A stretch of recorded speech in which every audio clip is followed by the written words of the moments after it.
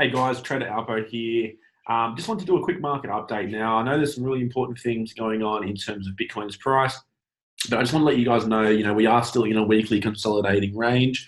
The drop last night was only, it was only about a $300 drop, so it's nothing to be completely worried about yet.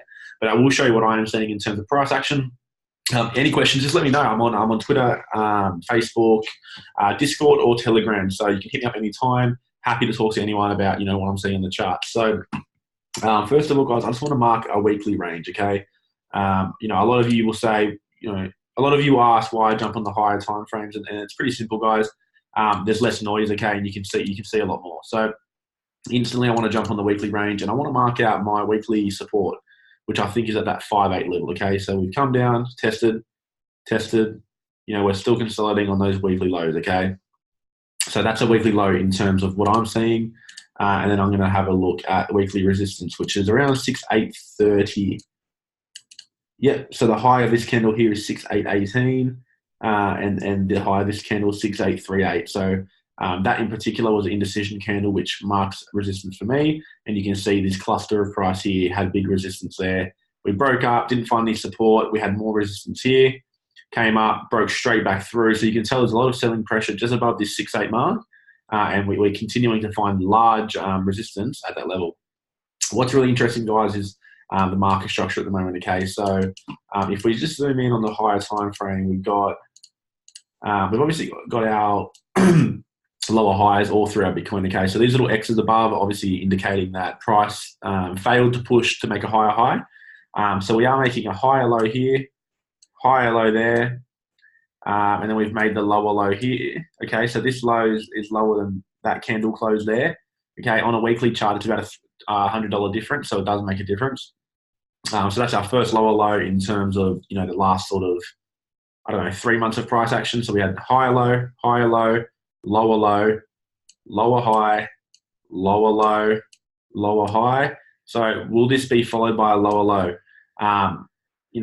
That's not for me to say. I need to see more price action, but I'm just telling you what I'm seeing in terms of just basic market structure, okay, on the weekly time frame.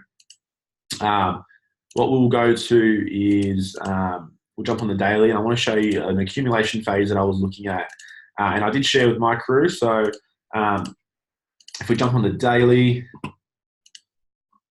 you will see, it's a pretty tight range, okay? So we've been going really sideways. Now, as a trader, guys, our main focus is to increase edge, okay? When you're trading, you want to find a trader's edge. Otherwise, you're basically just gambling, okay? So inside this range, it's about a 13% range, okay? Although price hasn't really been to the bottom of the range yet. So if we have a look at the true range, it's about a 10% range, okay? So you've got between 6,830 and $6,200 to make money on Bitcoin at the moment, okay? It's a really tight range. Alts have been pumping in, with lower volume, although the top 10 haven't really been moving that much, okay? Apart from Ripple having a good run here and there, it's really hard to trade at the moment, okay, guys? So I think the best thing to do is just sit on the sidelines, pick your trades a lot better, okay? You want higher risk to reward going with this market, and you want to make sure you've got an edge. So if I jump on the daily time frame, we will zoom in a little bit more to this part of price action. So just here, okay? Yeah, so about the 12th of October, okay? So we came up, okay? We made a high here, okay? So we collected all this liquidity. I think this was the Bitfinex pump, in particular this candle. So let's not worry about that week, okay? Let's just completely forget about that week. We call that indifferences in the market, okay? So that's just basic things that happen fundamentally, which wasn't standard price action. So let's draw our range, from the top of this candle here to the bottom of that candle there. So the low of that candle is 6,350. The high of this candle is 6,497. So we've got those both marked out, as you can see. That was the daily range. If we jump on the 4-hour, sorry guys, just loading. So if we jump on the 4-hour, guys, and we zoom in, we can see that high and that low created that range. And if we actually have a look, if we draw a fib retracement, not looking for entry, just showing you what 50% looks like. So if we go from the weekly lows to the weekly high, we've actually got our 50% level where we're consolidating here, okay? So we were consolidating inside a larger consolidation, and we're consolidating about 50% in the range, okay? So I think that's interesting to know if you do, I'd always love trading ranges because, there's only two places to go. So whatever provides you the higher risk to reward is what you're going to take. What's happened here, guys, we've obviously broken down. There wasn't really any sign of it breaking down. It didn't really touch support and look weak. It sort of just fell straight out of the pocket, okay? And that does happen sometimes. Short stack up, pushes straight through. I did think potentially we were going to collect some liquidity down here, potentially hold on this level here, which was an accumulation phase in my opinion. So if I just draw these. Okay, so I was mentioning to my crew that, this little range here, okay, it was accumulation, okay? So they marked it down, accumulated, mark up, accumulation again, and then potentially a markup or markdown. But I did say to my crew that I thought that, potentially it would drop through support, collect some liquidity, and potentially close above and continue to rally. Although we did break down, there's no sign of buyer interest at this level. It sort of looks pretty weak, but I do feel we may retest this level. And that's a really good shorting opportunity, okay? So in terms of how we're going to move forward at P1 and what I'll be looking for to trade, I'm not going to be touching anything until I see some rejection off this level. If we draw a fib from the previous swing high, so in my opinion, that is a swing high there to the previous swing low, which is here, you've got your downtrend fibs, okay? Great level is the 61.8 and the 70 fib level, okay? Which I feel is the institutional level because people that enter at 61.8 usually have really tight stops. So sometimes the best thing is entering on the 70, okay? Where you're not getting stopped out like those other retail traders. First target would have to be these lows, okay? So if we just delete this, we could take price all the way down to, sort of that 6K mark if you are bearish on the market. Although I do feel there's a larger support level on the daily time frame around that sort of 6160 mark. So I'd be going for that. It's a great 3-to-1 trade, okay? All we're waiting for is a retest and some rejection off the fib levels here, okay? That's the only trade setup I'm seeing as of yet. Unless we break through the channel, start finding some support, then we'll be looking for longs, okay? But like I said, if we go to the daily time frame, we're not in much of a trader's market, okay? It's a consolidating range. You can still find great trades, you know what I mean? But I'm just saying the edge isn't there as much as it usually would be. So don't worry, we're still looking for calls every day, and we're still looking for potential trades.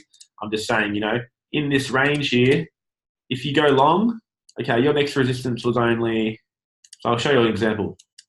If you're taking longs inside a small range like this, $200 range, and you are putting your stop, below the range, it's only about a, 1-to-1, 2-to-1 trade, okay? And that's how tight your stop has to be. And that's if you're buying off support. So the risk to reward is not great. The risk to reward is better now that we've dropped through, we've made the lower low, we're going to push up, make a lower high, bounce off that previous support acting as resistance, and we're going to try drive price. We're hoping price may come down to see this 6.2K mark, okay? That's scenario one. Now, if I take you to the weekly time frame again, all we have to know on a basic level is that if we break that 6K mark, our next sort of cluster of price where price may react is sort of that 5K to sort of the low 3738 mark, okay? I know a lot of people don't want to hear that, but as a trader, you can't have any emotions with these markets. You have to take this as a TA trader. You have to look at the chart and you have to see what you want to see.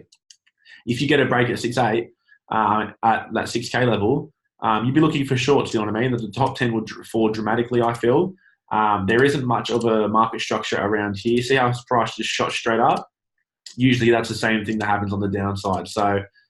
Do we come lower? I don't know. I'm not predicting anything yet. Although I do feel we have been accumulated for a while. Candles are getting smaller. So I'm pretty optimistic on going up. But if we do break down, we will have a plan and we will be ready, okay?